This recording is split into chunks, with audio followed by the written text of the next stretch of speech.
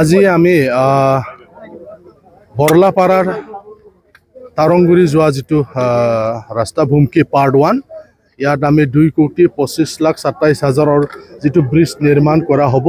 এই ব্ৰিজ নিৰ্মাণ কৰাৰ আধাৰশিলা আজি আমি স্থাপন কৰিছোঁ। ইয়াত বহু বছৰৰ পৰা এই ৰাস্তাটো মেৰামতি কৰা হোৱা নাছিলে, এই ব্ৰিজটো মেৰামতি কৰা হোৱা নাছিলে।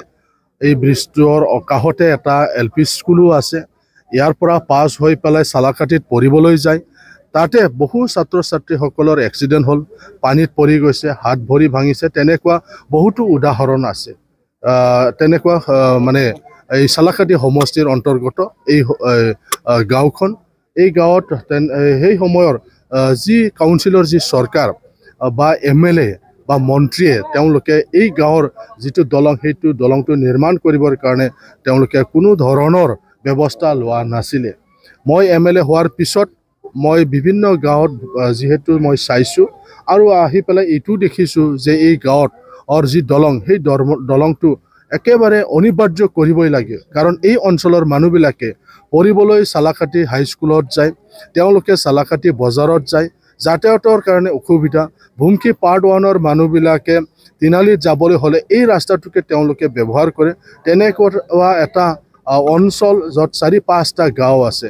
গতিকে মই দেখাৰ পিছত অসম চৰকাৰৰ আমাৰ যি দলঙৰ যি আঁচনি আছে, যোৱা বছৰ মই এইটো পঠাই দিছোঁ আৰু অলৰেডি টেণ্ডাৰ ৱাৰ্ক অৰ্ডাৰ পাই পেলাই এই দলংটো হৈ গ'ল। গতিকে আজি আমি আধাৰশিলা স্থাপন কৰিছোঁ। কণ্ট্ৰাক্টৰে অহাকালি এইটো ছাবৱে বনাব আৰু ছাবৱে বনোৱাৰ পিছতে এই দলংটো ভঙা হ'ব আৰু তাত নতুনকৈ ব্ৰিজ নিৰ্মাণৰ যিটো কাম সেই কামটো কৰা হ'ব। ৰাইজে আজি বহুতো মানে সন্তুষ্ট, যাৰ কাৰণে আপোনালোকে নিজেই আহি দেখিবলৈ পাইছে। ইয়াত 4-5টা গাঁৱৰ বহু মানুহবিলাক ইয়াত আহিছে। প্ৰায় 1,000 মান মানুহ তেওঁলোকে আজি ইয়াত আহি উপস্থিত হৈছে। তেওঁলোকে ভাল পাইছে। এই যে চৰকাৰ বৰ্তমানৰ অসম চৰকাৰ আৰু কাউন্সিলৰ যি চৰকাৰে এতিয়া আমাৰ উন্নয়নৰ কাৰণে বিভিন্ন ধৰণৰ আঁচনি লৈছে, ইয়াৰ কাৰণে তেওঁলোকে ধন্যবাদ জনাইছে চৰকাৰক। ময়ো অসমৰ মুখ্যমন্ত্ৰী ডাঙৰীয়াক ধন্যবাদ জনাইছোঁ। আমাক বিধায়কসকলক দলং, ৰাস্তা, স্কুল বিভিন্ন আঁচনিবিলাক মানে কাম কৰিবৰ কাৰণে সমষ্টিত যে আমাক সুবিধা দিছে, তাৰ কাৰণে মুখ্যমন্ত্ৰী ডক্টৰ হিমন্ত বিশ্ব শৰ্মাকো মই ধন্যবাদ জ্ঞাপন কৰিছোঁ।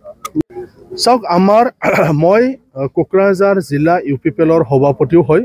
গতিকে কোকৰাঝাৰ মহকুমাত 6টা সমষ্টি আছে। গতিকে এই 6টা সমষ্টিত দলৰ সভাপতি হিচাপে মই কাম কৰি আছোঁ। আৰু চালাকাটি যিহেতু নতুন ডিলিমিটেশ্যনৰ পিছত এই চালাকাটি, কালিপুখুৰী, ঢলমাৰা, চৰাইকলা যিবিলাক আগত চিডলি সমষ্টি আছিলে, এইবাৰ 3 নম্বৰ কোকৰাঝাৰ বিধানসভা সমষ্টিৰ অন্তৰ্গত হ'ল। গতিকে এই যি অঞ্চল আছে, এই অঞ্চলত স্বাভাৱিকতে এজন MLA হিচাপে মই ইয়াত আহিব লাগিব, কাম কৰিব লাগিব।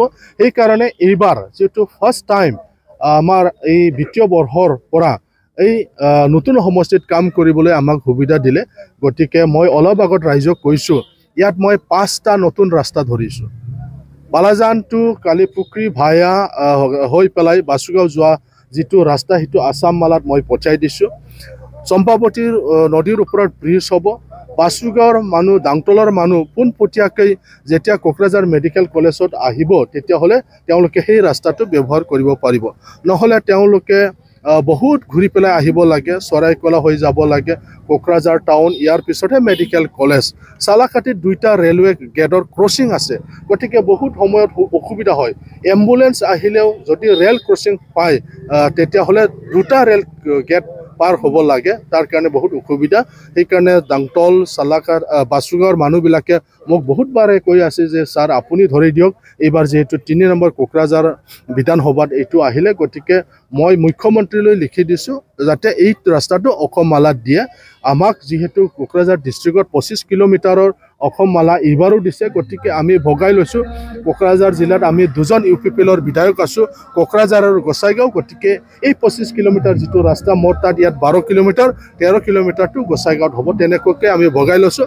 আৰু যিহেতু আমাক দিয়া হৈছে 25 কিলোমিটাৰ, তাৰে ভিতৰত এইটো পৰিব। গতিকে স্বাভাৱিকতে এই ৰাস্তাও হৈ উঠিব। তেনেকুৱাকৈ চালাকাটিত RIDFৰ 7 কোটিৰ যিটো স্কুল, নতুন বিল্ডিং, এইটো মই এইবাৰ চালাকাটি হাইস্কুলটো ধৰি দিছোঁ। কাৰণ এইবাৰহে মোৰ কোকৰাঝাৰত এইটো আহিল, আগত চিডলি আছিল।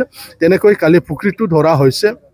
3.5 কোটিৰ স্কুলৰ তেনেকুৱা বিভিন্ন ধৰণৰ আন্তঃগাঁথনি আছে গতিকে বিৰোধী দলে ভাবিছে যিহেতু MLA বৰ্তমান যি চালাকাটি কালিপুখুৰী ধলমাৰা চৰাইকলা এই অঞ্চলবিলাক যেহেতু 3 নম্বৰ কোকৰাঝাৰৰ অন্তৰ্গত লৰেন্স ইছলাৰীৰ সমষ্টিত আহিল আৰু তেওঁ যেহেতু বিভিন্ন ৰাস্তা স্কুলৰ নিৰ্মাণৰ অৰ্থে তেওঁ বিভিন্ন ধৰণৰ স্কিম ধৰি আছে গতিকে বিৰোধী দলে অলপ ভয় খাইছে আগতো MLA নাছিল এই অঞ্চলত সিডলিৰ পৰা চলিছিল বহুত দূৰত MLA থকা কাৰণে ইফালে আহা নাছিলে আপোনালোকে জানে এই 15 বছৰত কোন আছিলে BPFৰ MLA আছিলে BPFৰ মন্ত্ৰী আছিলে তেওঁলোকে চালাকাটি ফালে চোৱা নাছিল কিন্তু এতিয়া মোৰ ঘৰ বালাজান তিনিআলিত মই সৰুৰে পৰা এই অঞ্চলবিলাক জানো ইফালে আহো আমি ফুটবল খেলিবলৈ খেল চাবলৈ বিভিন্ন কাৰণত আমি আহিছো সৰুৰ পৰাই গতিকে মই এইবিলাক অঞ্চল ভালদৰে চিনি পাওঁ গতিকে মই সুবিধাহে পোৱা নাছিল যেহেতু এটো সিডলি সমষ্টি আছিলে 4 বছৰত এতিয়া এই 1 বছৰত এই অঞ্চলত কাম কৰাৰ সুবিধা পাইছো সেই কাৰণে তেওঁলোকে অলপ